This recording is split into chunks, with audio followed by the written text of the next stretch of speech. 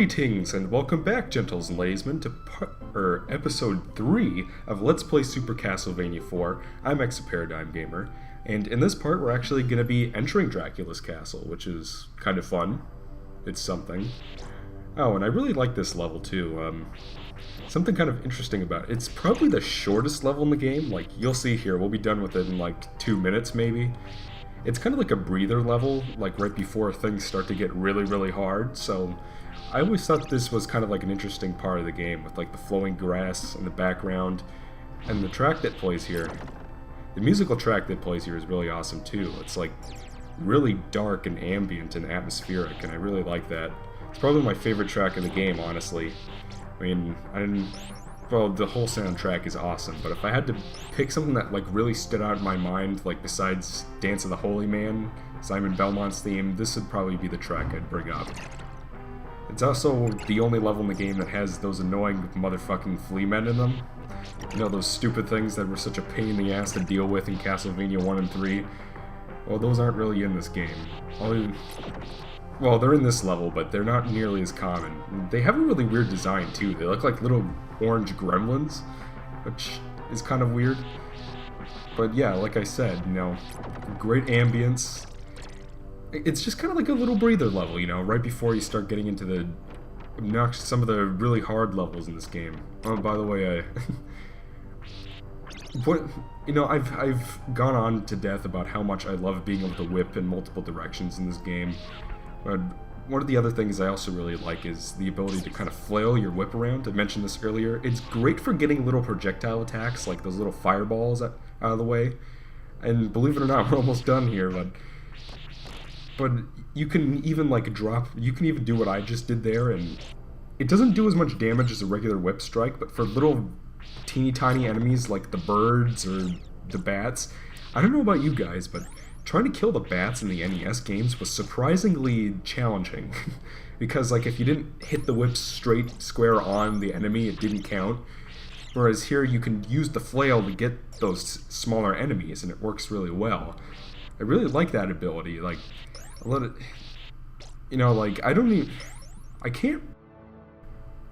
to say it wasn't in Rondo of Blood, and I'm not sure why it couldn't have been, because all you do is hold the button, so it's a really useful ability, and it really helps with small projectile attacks and little enemies, so I'm kind of mystified as to why the hell they would take that out. But at any rate, we have entered Dracula's I always loved the little facade area that you walk up, like you literally walk up the stairs and into the castle. I always thought that was neat. Usually you just sort of end the level and then all of a sudden you're in the castle. This look at all familiars? It's a reference to the first level in the original Castlevania, with the zombies coming after you and the Black Panthers, I think that's what those enemies are called. They will respawn after a while, but if you just jump over them and let them run off screen, then they won't really be a problem. Again, I'm not sure if I'd mentioned this either, but you can land on the stairs in midair. You don't have to get onto it from the ground level, which is another little interesting nuance of control that makes the game so much more fun to play. Whereas with, the original games, if you weren't holding up and you tried to walk onto the stairs, you'd fall down. Like, there would be parts where you had to climb down the stairs to get to the screen below, but if you didn't press up to get on the stairs, or maybe it was down, like you had to press a specific button in addition to going left or right. If you didn't do that, then you just fall through the stairs and die, and that was so annoying. In this game, not only can you get on the stairs in midair, but I don't know, in general, it just feels like the control, I've harped on and on about this, but the control in this game is just so much better than games before. Everything from the whip strikes, to the flailing, to the being able to get on the stairs in midair, to midair jump control, which is another thing I don't understand why they took out in Rondo of Blood. Like with Rondo of Blood, like it in Bloodlines to a lesser extent, it made sense that they wouldn't be able to have an extra button for the sub-weapons, and because of that, they'd have to take out the ability to aim your whip wherever you want it. That's fine enough, but what about the stairs? What about the flailing? What about midair jump control? Why did they take those things out? There's no reason for them to have done that, but enough ranting about that. This is, what is it, level 6? This is probably the longest level in the game, believe it or not, and I always like this little scene here where you're like jumping on the giant-ass chandeliers. It was a nice set piece, I really like it. But, No, you gotta be... It's deceptively difficult to land on these things, and again, that's why the mid-air jump control that this game introduces is so teabagging it is so necessary, because it's very easy to overshoot your jump, and it would be even easier to overshoot your jump if you didn't have that extra degree of control, so I really appreciate that. Yeah, you want to watch out for those candles, but like I said, this is probably the longest level in the game. It goes on for about like 50% longer than it should. Like, it's 1.5 the times the length. Oh, by the way, neat little hidden area here. Lots of hidden sub-weapons, a unique enemy that you can't find anywhere else. I want to say there was a similar enemy in Symphony of the Night or something, probably. But yeah, you kill the little panther thing, and which is kind of hard to do at the level I'm at.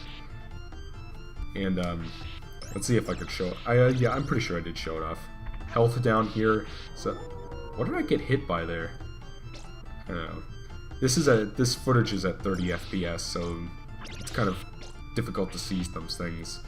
There's not really much I can do about that, because once you start getting up to 60 FPS, then the video files get so monstrously huge that they take up so much freaking hard drive space. So I do my footage at 60 or 360p, like 640 by 360 at 30 frames per second. It gets nice quality footage, and you know, it doesn't take up too much space in my hard drive, and it renders really fast too. So, but enough about that, because I'm sure you guys care about that all so much. Those little balls of energy, I don't know what they are. This level has some of the most annoying enemies in the game, honestly, but again, thanks to the control, even they aren't that much of a problem. Those little white butler-looking things will kind of run at you, and if you jump over them, they'll turn around and come back and hit you. Another interesting little thing here is, you know, the Axe Knights, nowhere near as annoying as they were before, because not only can you whip them from the stairs, but you can also stand kind of underneath the platform and diagonal whip up at them, and they only take like 4 hits. So much better. But what makes these energy ball things so annoying is that they kind of like go in a diagonal pattern across the screen boundaries. Like, they won't go off screen, they'll keep bouncing around within the network of the screen until you kill them. And that's kind of, I mean, they take 2 hits and they're relatively easy to hit, but because of the pattern they move in, it's a little hard to dodge them. And you know, but again, your health, the health system in this game is a lot more forgiving than it was before, so even if you do get hit, you know, it's not really that bad. But this little room right here, it's possible to fall down, which is kind of annoying, so you really want to make sure you don't do that.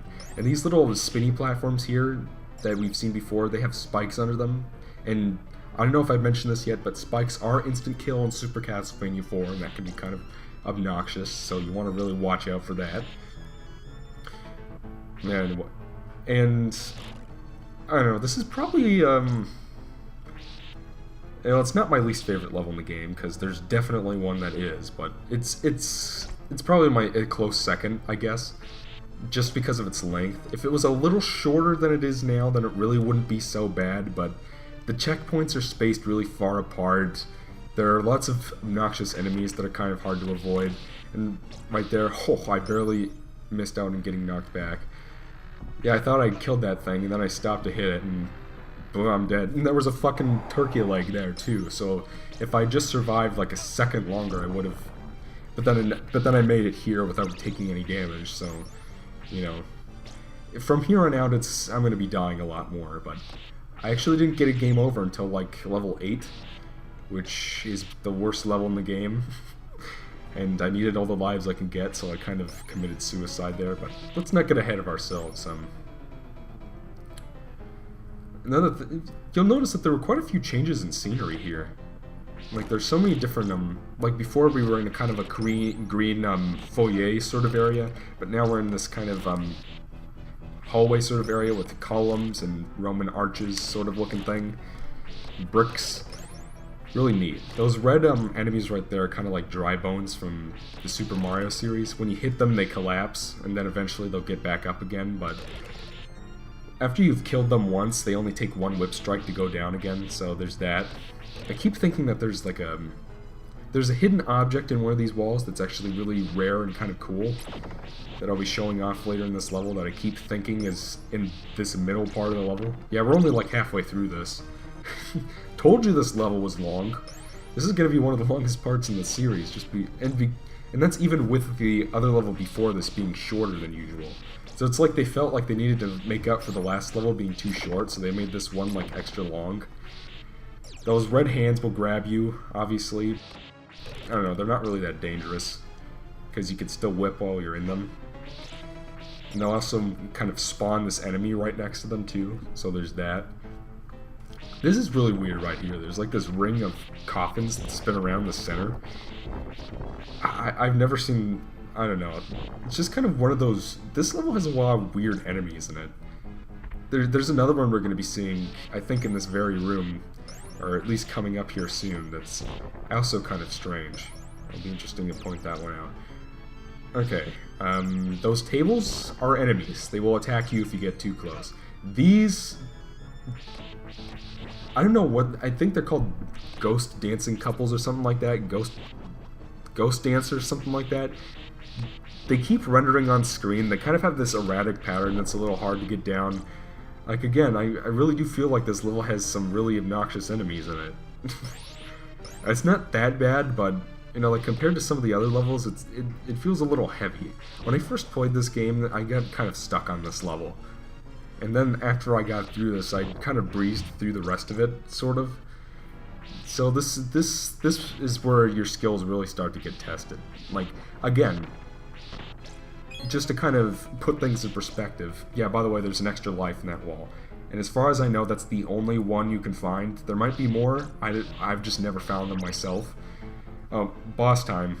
And what way to celebrate? Yeah, basically it's a ghost dancer boss, and it just sort of follows you everywhere, and it shoots projectiles. This is probably one of the best runs I've ever had at this boss, by the way. It usually kills me a couple of times, and last playthrough I did with Alonzo a year ago, this boss kicked my ass, but if you can keep grabbing that life in the wall, then it really shouldn't give you... You should be able to keep trying over and over again until you get it right, so there's that at least. You know, at any rate, I'll see you guys in episode 4 when we continue our trek through Dracula's castle, and I believe we're going to be going to my least favorite level in the game in the next part, so that's something. At any rate, I'll see you guys next time.